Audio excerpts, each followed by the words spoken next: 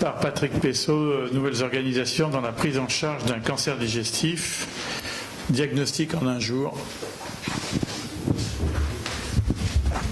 Alors, justement, pourquoi on s'est intéressé au sujet avant qui est comment évaluer nos parcours de soins, c'est que au niveau de l'IHU de Strasbourg, il y a la thématique générale qui est la chirurgie guidée par l'image, mais il y a aussi tout un pan qu'on a appelé projet FastPass qui est l'optimisation, des parcours de soins. Et on s'est très rapidement confronté, je vais vous faire voir rapidement, que quand on change les organisations, comment on évalue nos parcours. Et c'est pour ça qu'on s'est intéressé à des indicateurs et qu'on a développé ces indicateurs-là. Donc, faisant beaucoup de cancérologie, j'aime bien me rappeler cette phrase qu'il faut ajouter de la vie aux années et pas des années à la vie. Et donc, s'organiser pour le bien de nos patients. Alors, pertinence, qualité, tu en as parlé, c'était juste un exemple pour nos parcours en chirurgie hépatobiliaire, métastase hépatique. Quand vous faites un scanner aujourd'hui multibarrette et que vous opérez le malade le lendemain, eh bien vous avez 95% de fiabilité de retrouver ce que vous avez vu au scanner. Si le parcours de soins fait que vous opérez le malade à 45 jours, 60 jours, 2 mois par rapport au scanner, eh bien, vous avez une fiabilité qui est d'environ 85-80%, c'est-à-dire ce qui équivaut à un scanner d'il y a 15 ans. Donc le parcours, le délai est important et ce que tu disais, c'est-à-dire un scanner bien fait, donc de qualité, mais s'il ne s'organise pas dans le parcours correctement, il ne peut être en fait non pertinent. Et donc, on s'est intéressé à nos parcours de soins et on a fait justement des séances, ce que j'appelle post-it, pour essayer de mettre sur un tableau comme ça un peu l'entrée de nos différents patients en fonction des filières hépatobiliaires, colorectales et bariatriques, et de voir qui nous les adressait, quels étaient les examens faits, pour essayer de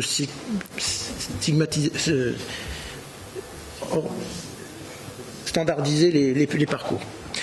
Et donc du coup, on s'est intéressé à 4 parcours, hépatobiliaire, colorectal, bariatrique, avec la problématique du diagnostic, la problématique de la préparation, donc on en parlera tout à l'heure avec les interlocuteurs après, mais préparation physique à la chirurgie, mise en place de l'ERAS, de réhabilitation améliorée, des outils, donc on en parlera, mais des outils de suivi justement par des applications pour préparer les gens, donc il y a cette partie-là, des modes de chirurgie ou d'hospitalisation différentes avec de la chirurgie ambulatoire, et puis le suivi pour tous les patients cancéreux ou pour ce qui est de la bariatrique pour des suivis. Et donc on a beaucoup de petites cases qui sont blanches au départ et puis on les remplit au fur et à mesure, et aujourd'hui on en est à peu près là. Et donc moi je vais vous parler de cette partie-là qui est le diagnostic en un jour dans l'hépatobiliaire, mais on a mis en place cette préparation par une application pour la chirurgie colorectale, l'ERAS en colorectal. On a mis de la chirurgie ambulatoire bariatrique et colorectale, et on modifie nos parcours. Et justement, c'était la question après, quand on va commencer à modifier nos parcours, comment la satisfaction et les résultats de nos patients interagissent, et ce qu'il faut qu'on voit, c'est tout le parcours, d'où s'intéresser à des indicateurs transversaux. Donc quand on avait regardé un peu comment les patients arrivaient à ma consultation d'hépatobiliaire, en gros l'hépatobiliaire, il y a toujours derrière j'ai une boule dans le foie ou dans le pancréas, et est-ce que j'ai pas un cancer ? C'est la grosse problématique quand on vient. Donc le patient a des examens déjà de débrouillage avec de la radiologie, qui vont voir un spécialiste gastro qui peut refaire des choses puis nous l'adresser. On se retrouve soit avec des examens qui sont trop longs justement, soit des examens mal faits, soit un complément d'examen. J'ai un scanner, il me faut une IRM hépatique, donc du coup les patients repartent avec un bon de radiologie, puis je les revois une deuxième fois, et puis là une indication ou pas opératoire, et puis après la consultation d'anesthésie. Puis... Donc on a été gentil en mettant 8 à 10 semaines de parcours, mais c'était vraiment le minimum. pour une problématique, soit de prise en charge de patients qui ont des cancers, donc plus on va tarder, ne pas louper la possibilité chirurgicale, voire la jeune femme qui vient avec l'échographie, j'ai une boule dans le foie, et si on lui met 8 semaines pour lui dire c'est rien, c'est une HNF, l'angoisse de ne pas avoir le résultat rapidement. Donc l'idée c'était d'essayer de supprimer les séquences redondantes pour réorganiser sur une journée la consultation avec l'anesthésiste, de l'imagerie, et si du coup il y a une décision opératoire, pouvoir proposer aux patients une consultation d'anesthésie le même jour et des consultations de support, diététicienne, infirmière d'annonce pour la prise en charge, et du coup sortir avec une date opératoire pour l'intervention. Donc c'est ce que l'on a mis en place. On n'a rien inventé, on s'est surtout inspiré de ce qui se faisait pour le cancer du sein essentiellement, où ça a déjà été mis en place. Et donc ça a été mis en place dès 2017. Donc ça a demandé en gros presque une année de réunion avec les anesthésistes, la radiologue, pour faire du coup que ces créneaux de radiologie de la référente hépatobiliaire soient le même jour que mes consultations, qu'elle puisse mettre des trous dans le planning, et que si j'ai pas nécessité d'imagerie, qu'on puisse remplir les trous par des urgences. On a toujours dans le service à des malades à faire des scans ou des IRM, donc ça veut dire que la secrétaire a aussi un rôle de coordination pour ne pas perdre les rendez-vous, et puis que l'anesthésiste puisse voir aussi quelques malades dans l'après-midi et que la diététicienne veuille bien venir. On a mis en place une feuille d'information aussi, parce que le patient il vient pas en consultation 20 minutes, mais il peut venir pour une journée. Où je viens et il y a tout, et je lui dis c'est rien, c'est un kyste biliaire, rentrez chez vous. Voilà. Donc il faut qu'il soit prévenu aussi de la possibilité d'avoir des examens et donc rester dans la journée. Donc ça c'est ma secrétaire qui organise ça, qui prévient. On a fait une plaquette. Maintenant beaucoup de personnes, même personnes âgées, ont des mails. Donc il y a un papier, un courrier qui part mail. Le médecin traitant a aussi la même chose pour qu'il soit au courant, pour qu'on puisse être pas surpris quand que le malade soit pas surpris quand il arrive. Donc aujourd'hui on a vu 378 patients nouveaux arriver, parce que maintenant se met aussi en place, c'est-à-dire tous mes suivis de patients de cancer ont le scanner ou l'IRM en début de vacation, et puis descendent à ma consultation. Donc ça veut dire que moi soit je monte voir le radiologue vu qu'on est sur le même bâtiment, soit par téléphone pour avoir le résultat dans tout de suite. Je dis le résultat et puis je réorganise le suivi à 3 mois ou à 6 mois. Donc il y a en plus désormais le suivi qui se met en route.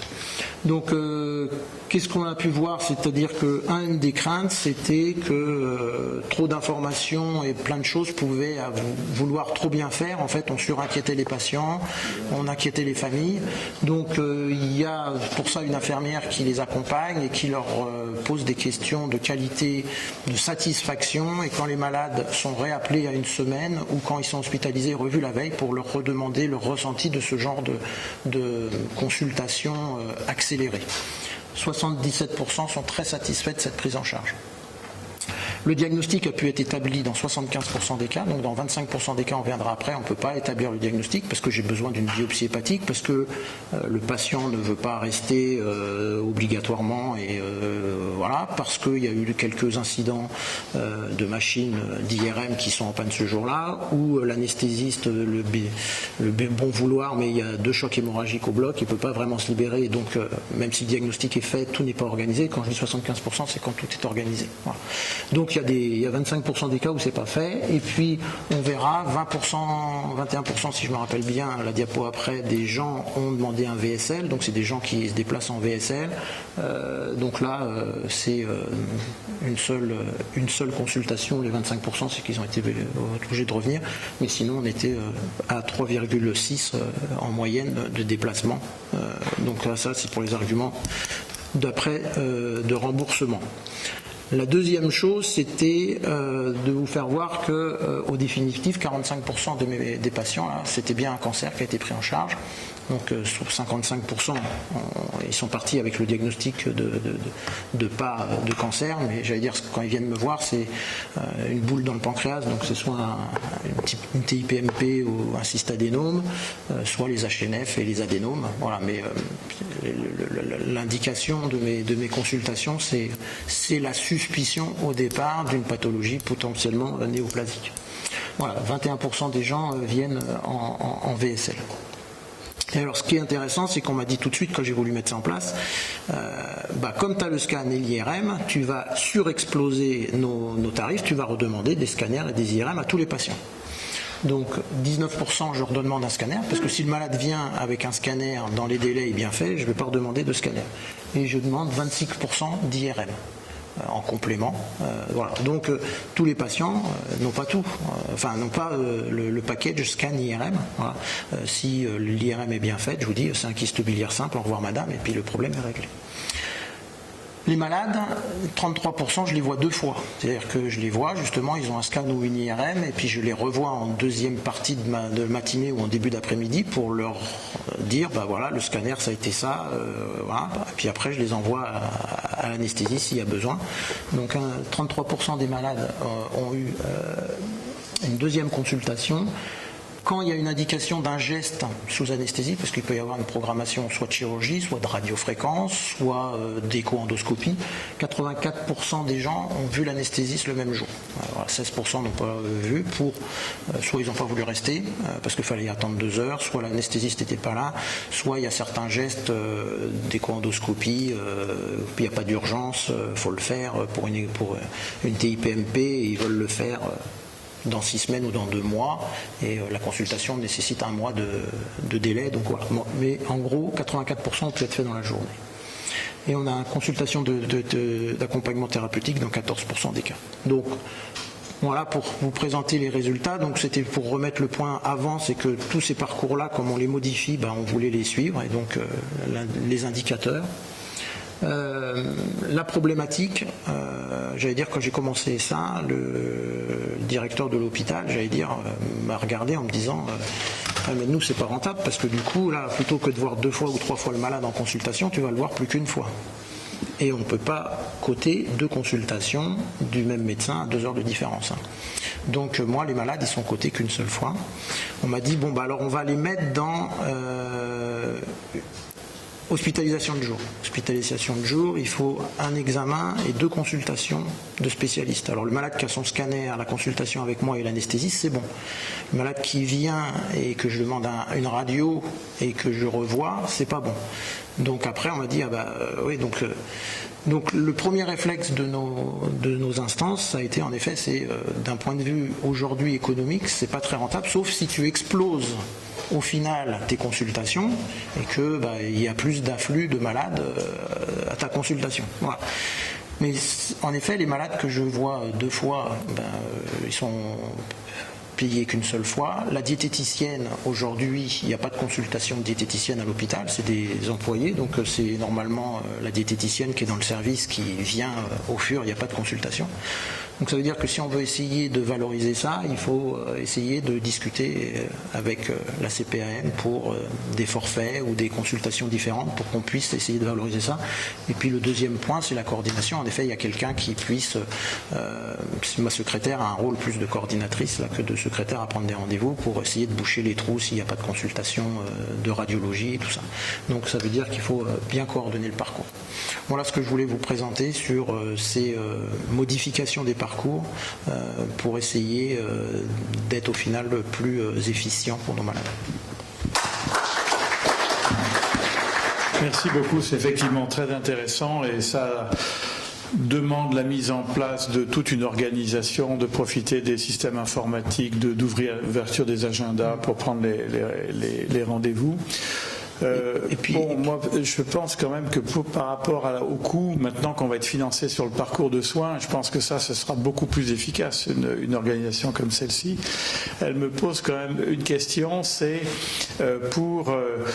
donc les patients, parfois, ils ont besoin d'une rediscussion collégiale, genre RCP, surtout quand ils ont été vus par des seniors, moins seniors que vous, et pour peu que leur cas ne tombe pas exactement dans le référentiel métier, il y a des discussions, et donc ça, comment ça se passe? Alors, quand les 45% des malades qui sont cancers, ils sont discutés en RCP pour valider. Alors, il y a des indications où ça fait partie des gens où on ne va pas prendre de décision. Là, dans les 75%, il y a ça aussi. C'est-à-dire qu'il y a vraiment une discussion en RCP pour savoir. Après, il y a des malades, chimiothérapie néoadjuvante de métastase hépatique, réponse objective à l'imagerie. On leur annonce qu'ils sont, techniquement ils sont opérables, il y a une réponse, donc on va les opérer. Donc on organise les choses et je staffe les malades où il y a une décision qui est plus un enregistrement, j'allais dire, d'une validité. Voilà. Donc quand c'est ces choses-là, je leur dis que de toute façon on organise les choses, alors moi mes consultations c'est le mardi, le staff c'est le jeudi, je leur dis que le jeudi c'est staffé et que le vendredi matin je les appellerai pour leur confirmer la décision de mon staff, mais ils ont déjà le package, voilà. Et s'il y a vraiment une très grosse discussion, ce n'est pas organisé. On n'arrivera jamais à 100% de tout faire dans la journée, il y a besoin de discuter. Une question. Un commentaire d'abord, bravo, parce que je pense que vous avez dû déployer beaucoup d'efforts quand même pour en arriver là, et vous avez dû vous heurter pas mal d'obstacles, et vraiment je suis très admiratif, vraiment. Et ma question est la suivante, c'est que j'ai l'impression que dans ce système que vous avez mis en place là, il est quand même assez PSO-dépendant, c'est-à-dire que je me demande si c'est quand même pas très lié à votre expertise, notamment dans le domaine des pathobiliaires, et donc est-ce que vous pensez quand même que ce soit réplicable sur, je dirais, des personnes un peu moins seniorisées que vous ne l'êtes? Alors, dans l'équipe, au départ, c'est parti que par moi, et en effet, c'est très personne dépendante au début.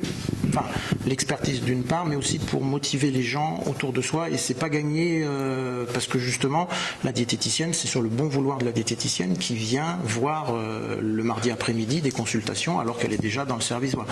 Donc ça veut dire qu'au sein de l'institution, c'est des réunions tous les 4 mois avec les anesthésistes pour leur présenter les résultats, pour les entraîner, pour qu'ils soient dans cette démarche-là. Donc ça, c'est la première chose.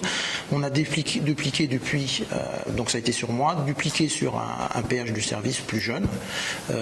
Et voilà. Et donc il y a des dossiers qui nécessitent une vraie discussion de staff. Donc en effet, le taux de validation d'indication est un peu moins, mais il y a déjà toute une partie qui peut être prise en compte et organisée déjà. Ça, c'est la première chose. La deuxième chose, c'est aussi structurel, c'est-à-dire qu'en effet, on a le plateau d'imagerie dans le même bâtiment au 3e étage. Donc, si vous avez, je ne sais pas, un hôpital pavillonnaire où la radiologie est à l'autre bout.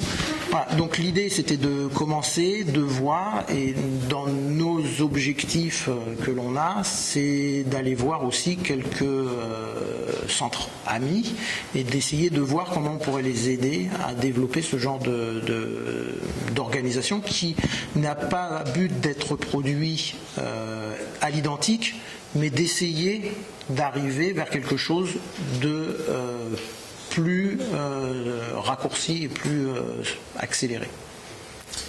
Merci beaucoup. Jacques Caton. Oui, moi, ma question, c'est vrai que c'est formidable ce que vous avez mis en place. La question que je me pose, c'est le problème des limitations horaires. Parce que les horaires à l'hôpital, c'est pas tout à fait les mêmes qu'en privé. Est-ce que vous avez des limitations du fait de l'organisation de travail à l'hôpital? Disons, à partir de 5 heures, on ne peut plus rien faire, par exemple. Et est-ce que votre système serait plus facile dans un fonctionnement privé avec moins de limitations horaires? Voilà. Alors moi, la seule chose, c'est que si je vais vous dire ça, là, vous allez faire des bons, c'est-à-dire que moi, une journée de consultation, parce que ça me prend ma journée, je vois 12 malades. Parce que je vois tout le dossier, voilà, je vais discuter avec le radiologue, il me dit non, l'IRM c'est sûr, voilà, où il faut le refaire, et je revois le malade une deuxième fois, et voilà, donc je vois 12 à 14 malades dans ma journée, donc c'est surtout que c'est des consultations qui durent 45 minutes 2 fois, quoi. Donc c'est surtout ça, on n'a pas un débit de malades. Voilà. Après, du coup, je m'arrête pour que justement l'infirmière de la diététicienne, on sait qu'elle parte et la secrétaire à 18h au plus tard, donc tout est réglé pour qu'à 16h ce soit... Enfin, je vais dire après, voilà, mais... Merci Jacques Belghiti. 4 questions courtes. Qui réfère le malade?